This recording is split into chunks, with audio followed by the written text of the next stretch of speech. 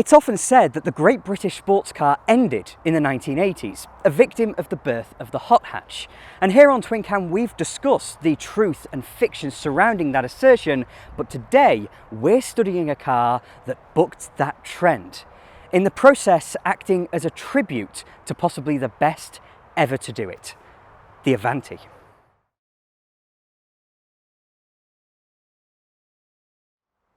Before getting into it, this car is to be auctioned by Manor Park Classics. So if you could see yourself thrashing about the countryside in an almost unique fashion, then please do follow the link in the description. But if you're at all versed in some of the great classic sports cars, then chances are you'll already have realised what our friend here was designed in the image of.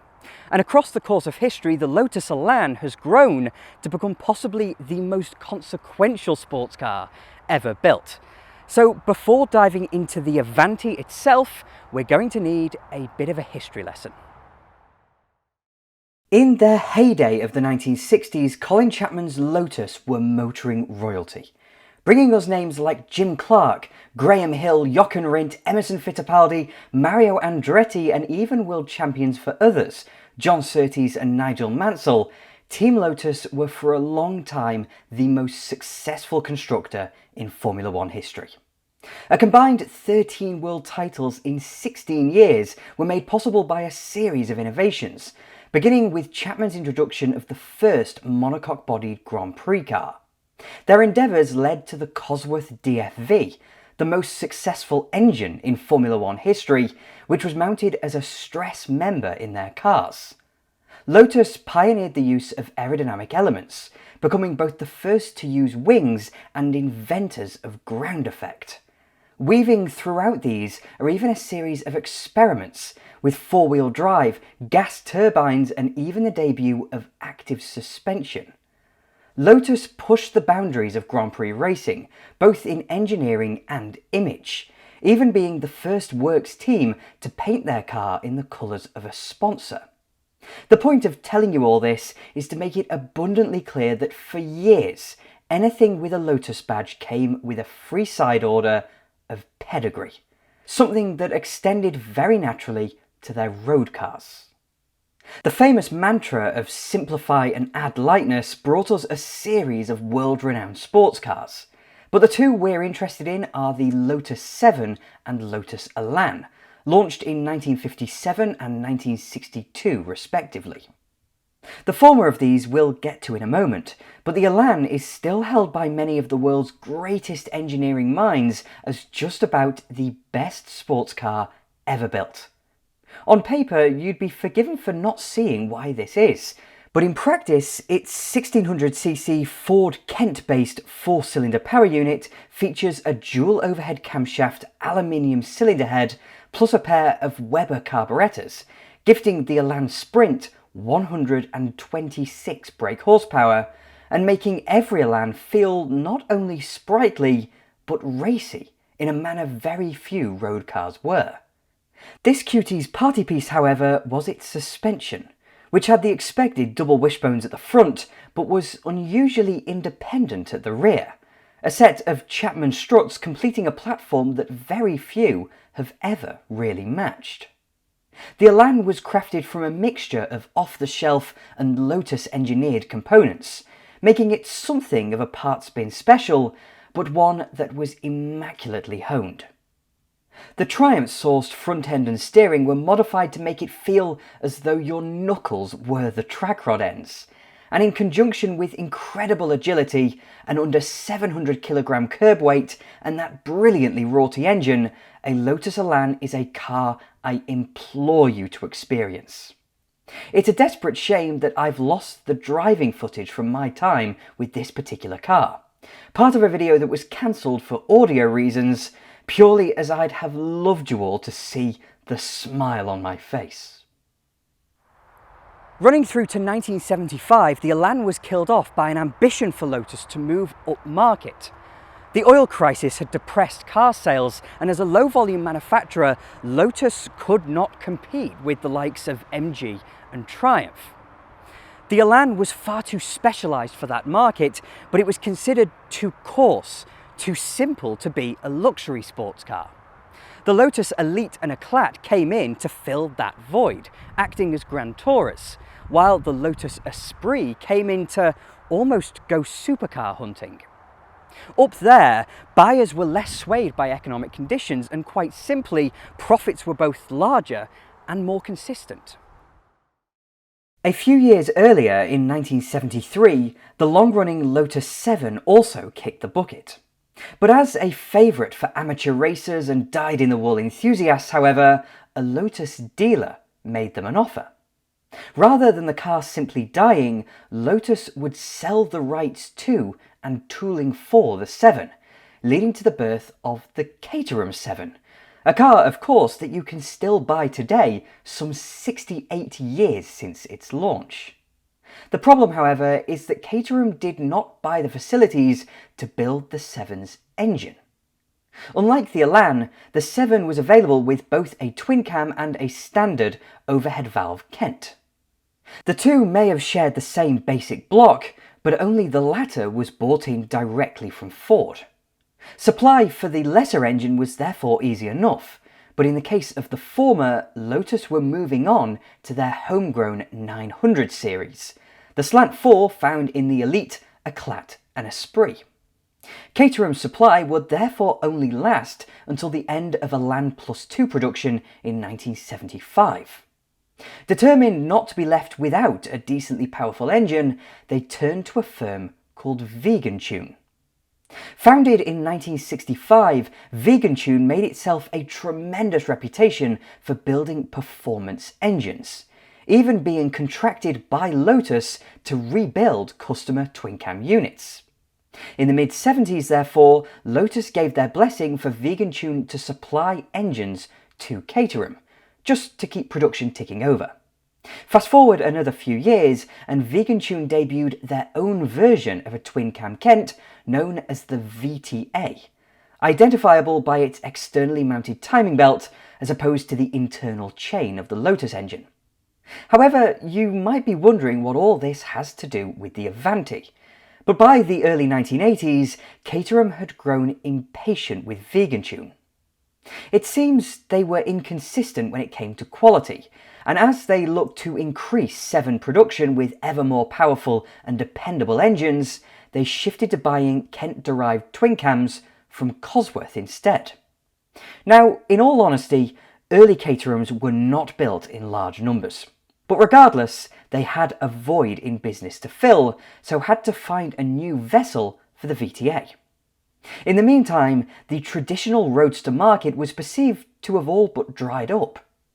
In 1980, the sports car stalwarts of Great Britain, the MG Midget, MGB and Triumph Spitfire, were all killed off as part of British Leyland's reorganisation.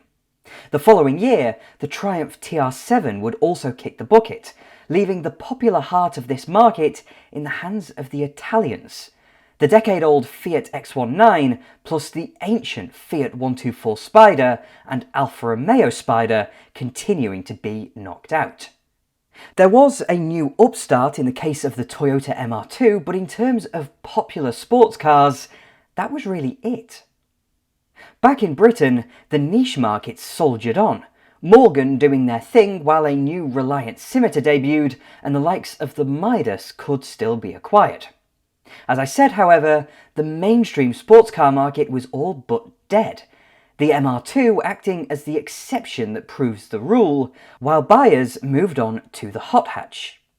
A Fiesta XR2 or Escort XR3, MG Metro or Maestro, Nova SR or Astra GTE, Uno Turbo, 205 GTI, Renault 5 GT Turbo or Golf GTI may have pleased those chasing practicality, but none of them had the purity or true nature of a real open-top sports car. In lamenting the loss of that market and having witnessed the birth of the Caterham the previous decade, Vegantune fancied giving it a go themselves. At the top of the company was an ex-BRM chap named George Robinson, and through his ties to Lotus, the car he loved most was our friend, the dearly departed Elan. Over 20 years on from its launch, nothing had yet matched the steering accuracy or agility present in a lightweight two-seat roadster. And so, in the middle of the 80s, he set about bringing it back, leading us to the birth of the Evante. Vegantune certainly had the engine to suit an Elan revival, but it turns out that they also had the knowledge. In the intervening years, they'd been restoring and modifying Elans both for racing and road use, but logic would now dictate, with Caterham having done the same, that Vegantune would approach Lotus for the rights to and potentially even tooling for the original Elan. For whatever reason, this never took place, and one can assume that the tooling had already been scrapped, so Robinson & Co. set about designing an entirely new platform, with nothing of the original Elan beneath it, that would be faster, more stable and more refined than Lotus found possible some 20 years earlier. Replacing the Elan's backbone chassis is a space frame, and while the front still rides on double wishbones, the simple and lightweight Chapman struts are absent from the rear. They're usurped by a further set of double wishbones, all in the chase for that stability. Colin Chapman's philosophy meant he used as few and as simple mechanical components as he could get away with. In racing, this led to some drivers fearing Lotus cars for their fragility, but you cannot argue with the results.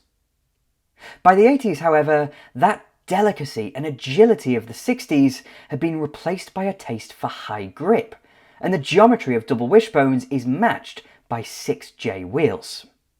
Those you see, of course, are aftermarket, but originals were 6J, gifting the Evante a whole 1.5 inches more rubber than the Elan. Less rubber, however, is found in the drive shafts, which do away with the notoriously weak and unpredictable couplings of the Lotus in favour of Sierra-based CVs.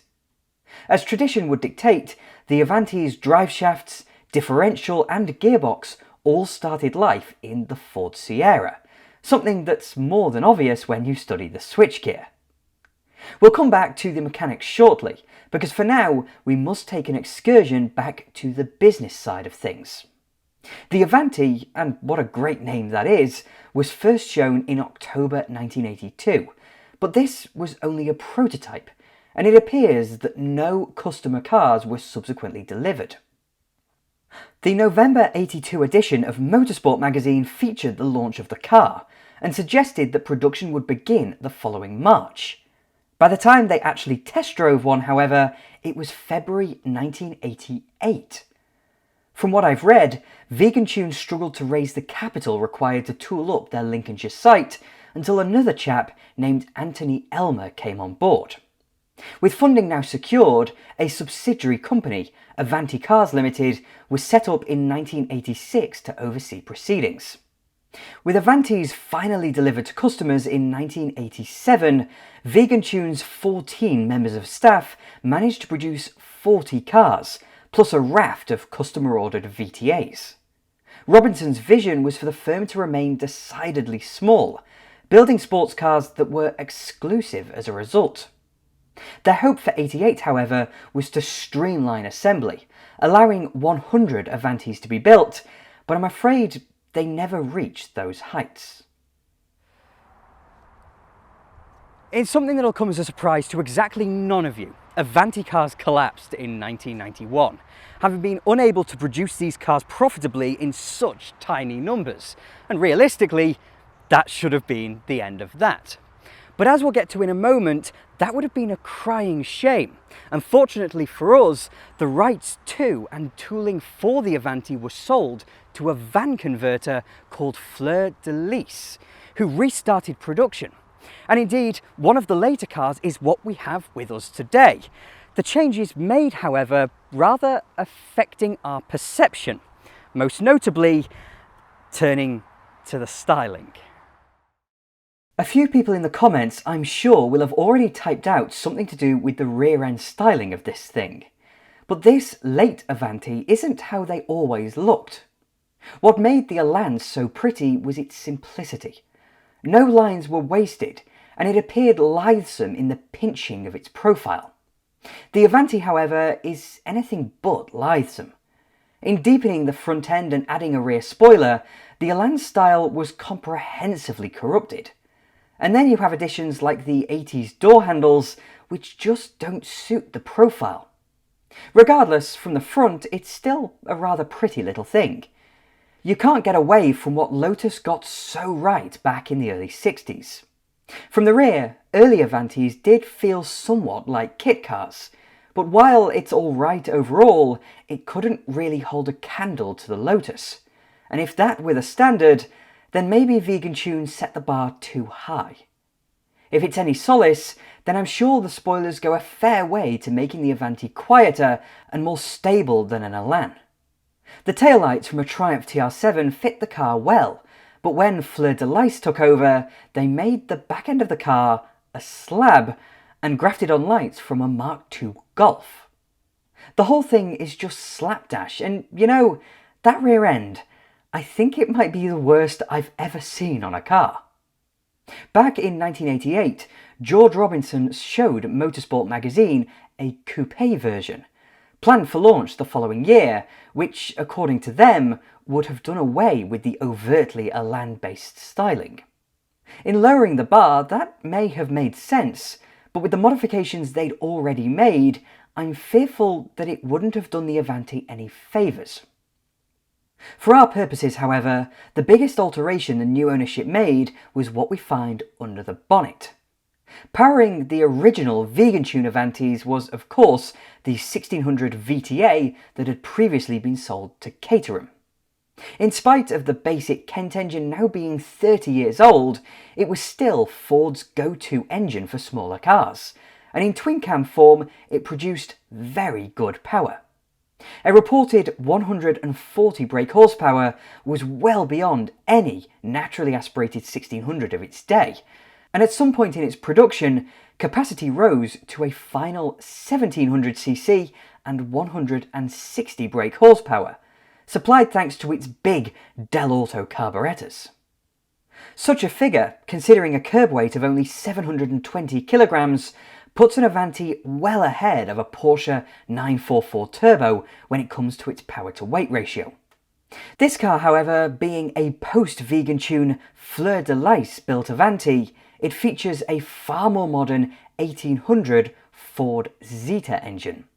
Of course, this could be bought in directly from Ford, and being a more modern unit, it came as standard with not only fuel injection and dual overhead camshafts, but also 16 valves in its aluminium cylinder head. For all intents and purposes, this is the same engine as you'd find in a Mark III Fiesta RS 1800, a Mark V Escort XR3i, and with lower output in the Mark I Mondeo and Mark I Focus. In the Evante, however, that does mean a drop to 130 brake horsepower, but it comes with greater parts availability, greater reliability, greater economy and lower emissions, making all the sense in the world when it comes to a car that weighs so little.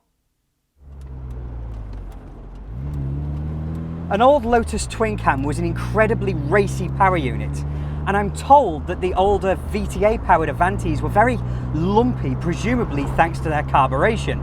And of course that brings a big old glut of character to things. But this later Evante with its Ford Zeta engine is not like that at all. Instead, it is far more willing in its character, it's far more smooth. It is endlessly refined compared to an old Lotus Elan, and that makes it far more usable in very different road conditions of the 80s and 90s, never mind, of course, today. Now, first things first, the driving position on this car is wonderfully compact, as you'd expect. I do not have much knee room at all, and, you know, I'm against the door. But that's a bit like an old Lotus Elan, so I'm not complaining there. You have enough room, and apart from that, the driving position itself is just about perfect. The pedals are really close to each other, but they're not so close that you are kind of stamping on the wrong one. The steering wheel is at the perfect angle. You have a great view out over that bonnet.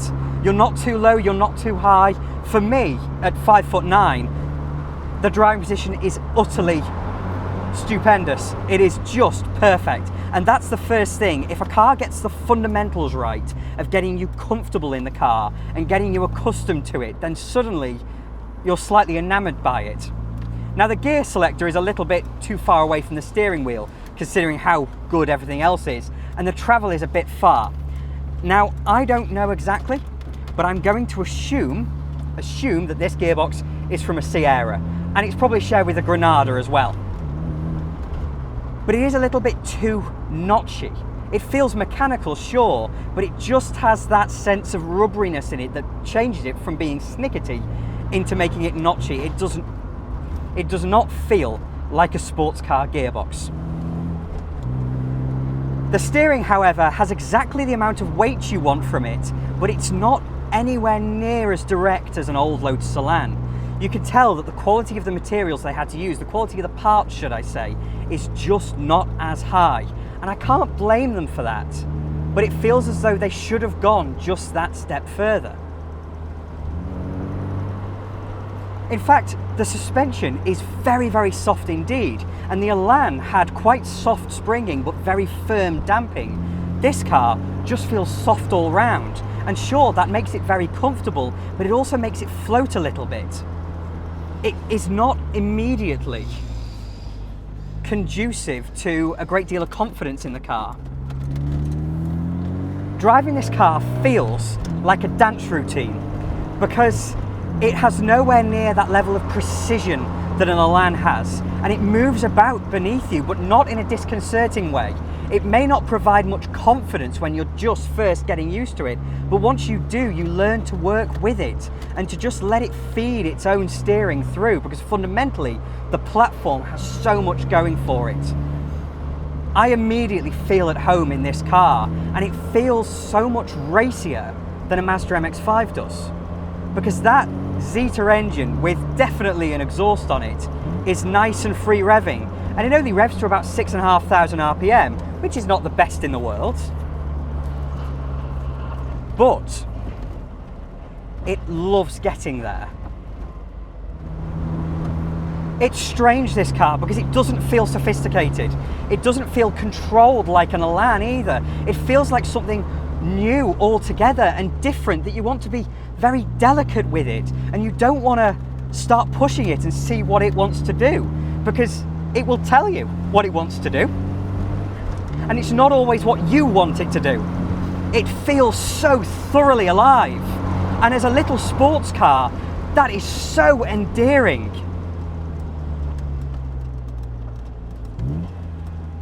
This car is so easy to get slightly out of line, but it's so controllable. I'm finding it difficult to really sum up how I feel, because in so many ways it's a little bit soft and it's a little bit easy, but in other ways it just isn't. It's such a strange compromise that I've never really felt in a sports car before. When I came back from that test drive, I was intrigued as to why this car felt so dramatically soft and why it had a bit of a cliff in its grip.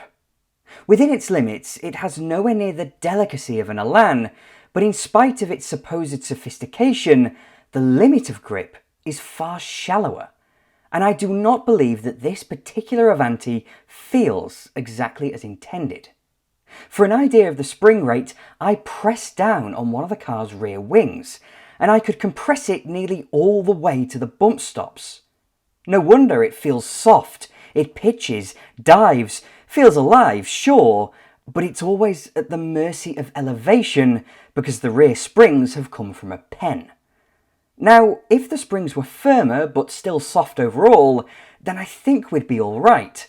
But as the travel increases, the double wishbones aren't exactly doing their job in keeping the wheels straight. There's a heck of a lot of negative camber on compression, so if you're putting the power down while travelling uphill with any kind of steering angle, then you'd better be Jim Clark. That's a long-winded way of saying that the Evante is hilarious fun, but a serious sports car, this is not. But returning to the aesthetics, and if the Elan-derived exterior styling set the bar a little too high for the Evante to conquer, then it's the interior that really raises eyebrows. This is the late 80s, early 90s, remember, and it falls into the same trap as many revival sports cars, including the AC Ace we studied a couple of years ago, in that it emulates a step too far. In dictating a wood-faced and instrument-laden dashboard, it quickly descends into tackiness. And from there, we have to question whether the Evante is an outright sports car or a wannabe GT, driven by the kind of folks who remember the good old days, but demand comfort features to soothe their aging bones, in which case it stoops into parody. Now, this isn't me suggesting that the plastic fantastic borefest that is the SS1 Scimitar did any better a job. Indeed, I'd rather the Evante's interior, but it doesn't gel with the Ford switchgear, and this kind of thing did absolutely nothing for the modernisation of the sports car's image. Acting as a tribute to the Lotus Elan was a perfectly acceptable goal, but furnishing it in such a manner tied it inescapably to the 1960s, which ensured a kit car image. As a low-volume manufacturer, Vegantune couldn't have dreamed of making it truly big with the Evante, but their market was eviscerated as soon as 1989, when the Japanese decided to do things properly. The Mazda MX-5 is often said to have single-handedly rebooted the sports car market, almost every mainstream manufacturer launching some variety of roadster or compact coupe within the next decade. The MX-5 unashamedly acts as tribute to the Elan, just as the Evante does, but without the direct relationship. Yet of course, the Mazda does so without corrupting the elegance present in the original, and also without falling into that stereotype of a sports car out of its own time. Even if we ignore the fact it was built by a large multinational car manufacturer, the MX-5 was always going to sell better than the Evante because it appealed to the people of 1989 rather than the people who, as I said, remember the good old days. To add insult to injury, Vegantune were charging just under £15,000 back in 1988, placing it very close to a Porsche 924, and about £750 more than the little Mazda Miata would be when it came to the UK in April 1990. How the Evante's prices rose in that time, I do not know, but what I do know is that any singular hope of selling the Evante was wiped out overnight. And that's without mentioning the new Lotus Elan, the M100, which was launched around the same time. Sure, the new Elan was front-wheel drive, but while the M100 was rumoured, I'd wager it caused a few potential Evante customers to sit on their hands, only to then be surprised by what Hiroshima were building. In the process, it reported that Fleur de Lis built only 9 further Evantes, bringing total production to maybe 101 or maybe 106. Sources vary, but nonetheless, our friend here is amongst the rarest cars that I've ever recorded. Lack of information rears its head again, however, because it's unclear when exactly the Evante finally died. It seems as though Fleur de Lis only built these things for 2 years before a third company restarted production again in 1998. Certainly, this car was registered in 1999, which suggests it was a part of that final block. So as far as exact figures go, well, your guess is as good as mine. A good Lotus Elan is one of my dream cars. It has been for well over a decade, but the Evante just doesn't do it for me. Let me be clear that this is a fantastic little car in so many ways, and judging by the way it performs and feels, it ought to have done far better than it did. Additionally, bankruptcy was always going to happen. That's just the nature of a tiny British independent. But on the flip side of this, the way this car is styled and trimmed just pales compared to an original Elan. This later Evante even has one of the ugliest rear ends I've ever seen fitted to a motor car, and judging by the way this car was created, that is just unacceptable. I would happily drive this car to the ends of the earth, but the Evante just goes to prove yet again why low volume British sports cars so rarely succeed. And with that, thank you very much for watching. If you enjoyed the video, then please do click like and subscribe to Twin Cam as well. I'm forever indebted to my wonderful Patreon supporters, so if you'd like to support me that way, then please do follow the link in the description. And I'll have more videos coming along soon.